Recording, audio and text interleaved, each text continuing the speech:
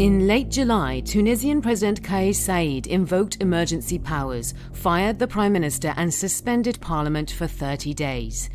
In a televised address, he said the measures would remain in place until social peace returns to Tunisia. بعد أن تم التشاور عملا بأحكام الفصل 80 من الدستور مع رئيس الحكومة ومع رئيس المجلس النيابي، اتخذت جملة من القرارات.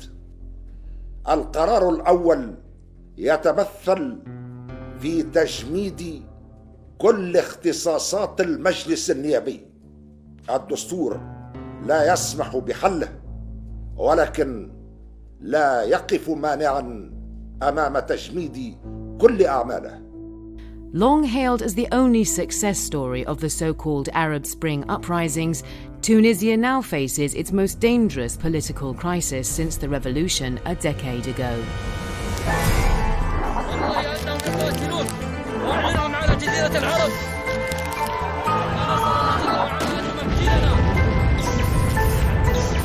الحادث اللي حدث مؤلم جدا لجميع السعوديين.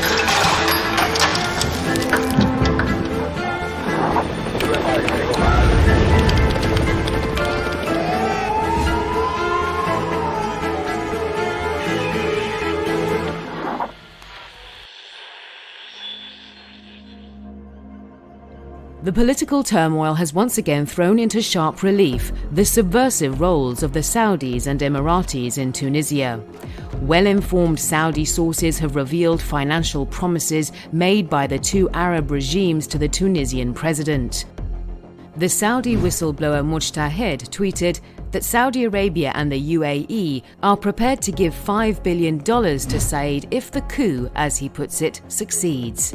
Mujtahid has also revealed that Saudi Arabia and the UAE operated about 700,000 Facebook accounts, mostly fake, to incite against parliament and support the so-called coup or turmoil.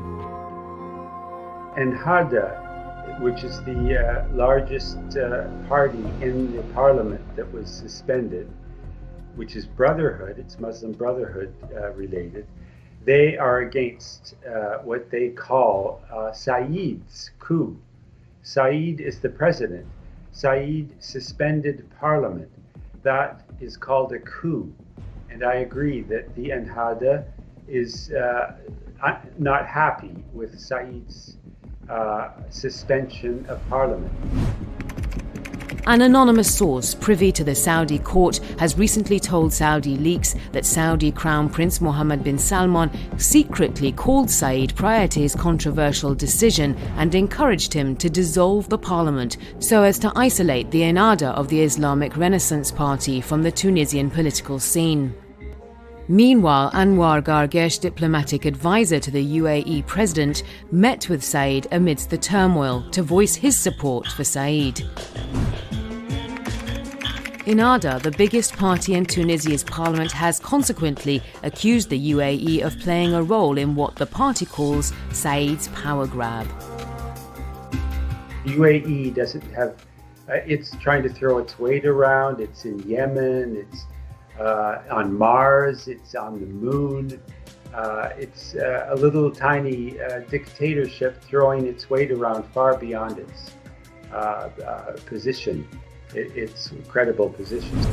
Strangely enough, 3 days before Said's announcement, Tahir Khalfan Tamim, Dubai's deputy police chief, tweeted a cryptid message. Good news, a new blow, powerful, coming to the Brotherhood. A reference to Ennahda's links to the Muslim Brotherhood group. Egypt is military, and they are very much in favor of overthrowing the Ennahda parliament in Tunisia. So I think that it's possible that Sisi in Egypt is actually behind pressuring Saied, the president of Tunisia, to suspend parliament and then to keep it suspended. And basically he can rule by decree. That is what Sisi is effectively doing in Egypt. And he doesn't like democracy, he doesn't like the Muslim Brotherhood. Shortly after the Tunisian president's decision, US Senator Chris Murphy called on the Biden administration to investigate the case. He tweeted, "What role are Saudi Arabia and UAE playing in the Tunisian crisis? The Biden administration should seek the answer to this question post-haste." Saied's takeover had been covered favorably by media in Saudi Arabia and the UAE. Saudi Arabia's Okaz daily newspaper had an entire front page on Tunisia with the headline, "Tunisia rises up against the Brotherhood."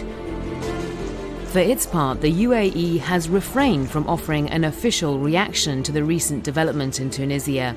But the Emirati news outlet 24 Media, for example, published a piece on the political crisis entitled "A Brave Decision to Save Tunisia." And Hada is, as far as I understand, is not backed by Saudi Arabia. It is backed by Qatar. Qatar is the one that is backing the Muslim Brotherhood in Egypt and elsewhere. And they have been protecting Muslim Brotherhood. So I think that the Saudis are against Ennahda, and they do not like democracy. They are much like Sisi. Sisi and the Saudis are working together against the Ennahda in Tunisia. So that is the situation with the Saudis. Abu Dhabi and Riyadh have both been highly critical of the Ennahda party, which formed a government after the 2011 revolution, as it has been described as an example of how political Islam and democracy could work together.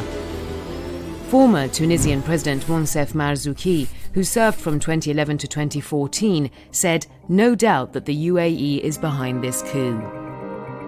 When it comes to subversive plots in Tunisia, Abu Dhabi in particular has been a fixture both in rumours and reports. Last year, it was reported that Turkish intelligence had foiled an attempted coup plot inside Tunisia, which was allegedly coordinated by the United Arab Emirates. Riyadh and Abu Dhabi have reportedly been using social media accounts to stir up anger online and drive the country further into chaos. In the words of Mark Owen Jones, a professor at Hamad bin Khalifa University in Doha, "To me, this is absolutely typical of Emirati and Saudi campaigns. It's almost like a classic signature of accounts you'd expect to see engaged in this type of behavior." All the bad guys, US, Saudis, Sisi in Egypt, they are against the Brotherhood, wherever it is, whether it's in Tunisia or Egypt or Syria, and they prefer a strong man in power. But there are other forces that are happy with instability. Now, I don't think the Saudis want instability in Tunisia. They would prefer an autocracy like they have.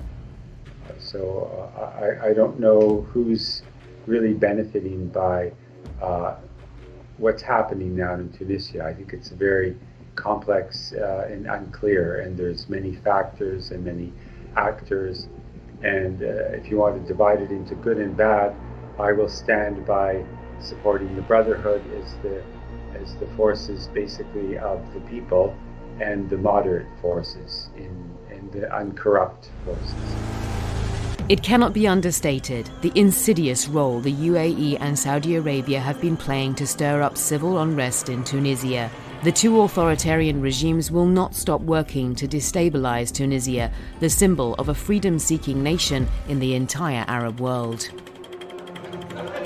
أمانة هذه في أعناقنا نحن التونسيين، أن هذه الشمعة الوحيدة التي تضيء في العالم العربي أن نحافظ عليها لشاهدين على أنه الأحلام ممكن تتحقق، والعرب أهل للديمقراطية، والإسلام والديمقراطية ما يتناقضوش وإنما يتساندوا، وأن الشعب التونسي شعب متحضر وأهل للديمقراطية، وهي مسؤولية لأجيالنا جميعا.